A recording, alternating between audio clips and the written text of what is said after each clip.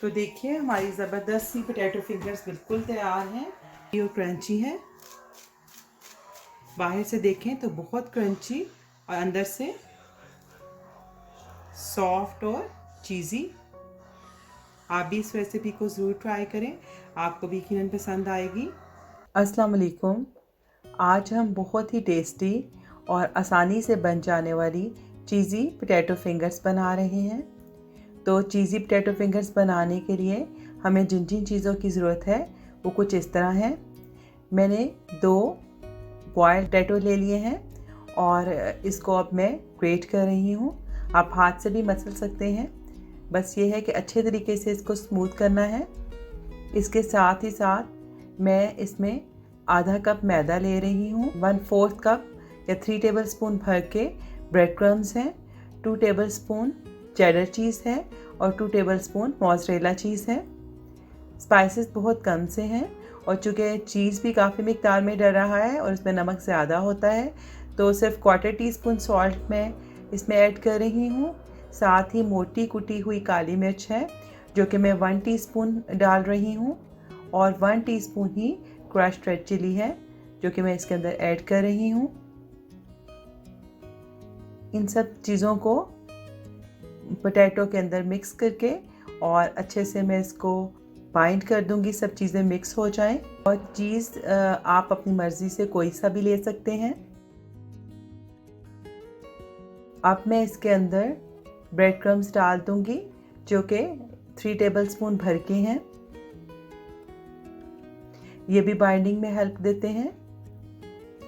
और मैंने जो आधा कप मैदा लिया है, इसमें से अभी मैं 3 टेबलस्पून इसमें मैदा डालती हूँ और जितनी ज़रूरत होगी उसके मुताबिक हम डाल लेंगे, क्योंकि बाज़ दफ़ा पोटैटो जो होते हैं वो जब बॉयल करते हैं तो थोड़ा सॉफ्ट होते हैं और बाज़ दफ़ा हार्ड होते हैं। तो उसके मुताबिक जिस तरह एक डो फॉर्म हो जाए उतना हमने मैदा डालना है। तो मैंने इसके अंदर पूरा आधा कप मैदा डाल दिया है। अब अच्छी सी हमारी डो बन गई है, तो मैं इसको हाथों पे थोड़ा सा ऑयल लगाकर 1-2 मिनट के लिए अच्छे से मसल लूँगी ताकि स्मूथ हो जाए। अब मैंने कटिंग बोर्ड के ऊपर भी ऑयल लगा लिया है और अब अपनी ये जो डो है उसके ऊपर रख के तो हम उसको अच्छे से फैला लेंगे। हाथों की मदद से फैला लें, लेकिन इवन फैलाना है तो मैंने बेलन की मदद से इसको एक रेक्टेंगल शेप में बेल लिया है ताकि हम आसानी से पोटैटो फिंगर्स कट कर सकें। और ये बहुत ज़्यादा मोटी नहीं होनी चाहिए। अब हम बारीक बारीक पोटैटो फिंगर्स काट लेंगे। इस तरह ये फ़ायदा होगा कि एक तो इस तरह पोटैटो फिंगर्स एक ही साइज़ की बनेंगी और दूसरा बहुत इजीली झटपट से बन जाएंगी। लंबे रुख इनको काटने के बाद मैं दरमियान से भी काट लूँगी ताकि मुनासिब साइज़ की पोटैटो फिंगर्स बन जाएं। अब फिंगर्स बनाने के लिए एक पीस लेंगे और इसको आप हाथ पे रोल करें। थोड़ा सा ही रोल करेंगे तो आसानी के साथ फिंगर की शेप बन जाएगी और साइड से आप बराबर कर लें या फिर कटिंग बोर्ड पर ही रोल करें तो बहुत इजीली जो फिंगर्स जो हैं एक ही शेप की और एक ही साइज़ की बनती जाएंगी।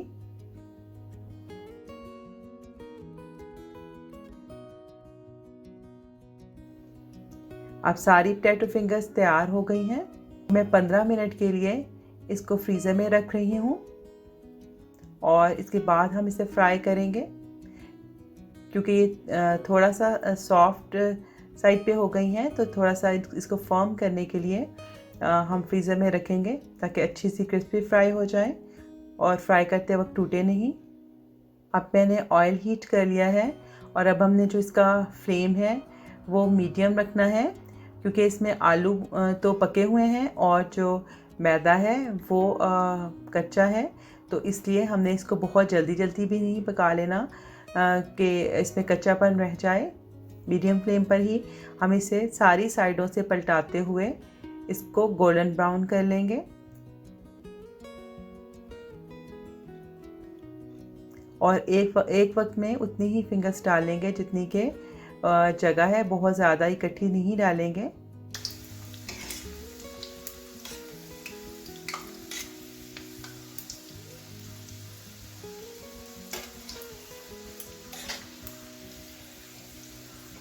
अब देखिए टैटो फिंगर्स फ्राई हो गई हैं, ब्राउन हो गई हैं। इनको मैं छलनी पे निकाल रही हूँ ताकि एक्स्ट्रा जो ऑयल है वो इसमें से निकल जाए। देखिए कितनी क्रिस्पी लग रही हैं। और अब मैं इसी तरह बाकी पोटैटो फिंगर्स भी फ्राई कर लूँगी। बहुत अच्छे से फ्राई हो गई हैं और देखिए कोई भी जो हमारी पोटैटो फिंगर है वो टूटी नहीं है, बहुत अच्छी क्रिस्पी फ्राई हो गई हैं।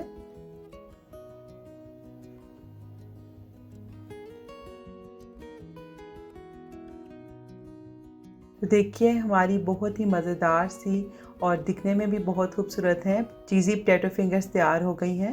और देखिए कितनी क्रिस्पी हैं आउटसाइड से और अंदर से बहुत सॉफ्ट और चीज़ी। आप इसको अफ्तार में बनाएं या टी टाइम स्नैक के तौर पे इस्तेमाल करें या बच्चों के लंच बॉक्स में दें। ये सबको बहुत ही पसंद आएंगी।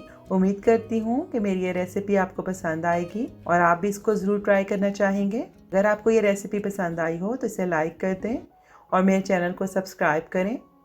आइंदा आपके साथ किसी नई रेसिपी के साथ फिर मुलाकात होगी। उस वक्त तक के लिए अल्लाह हाफिज़।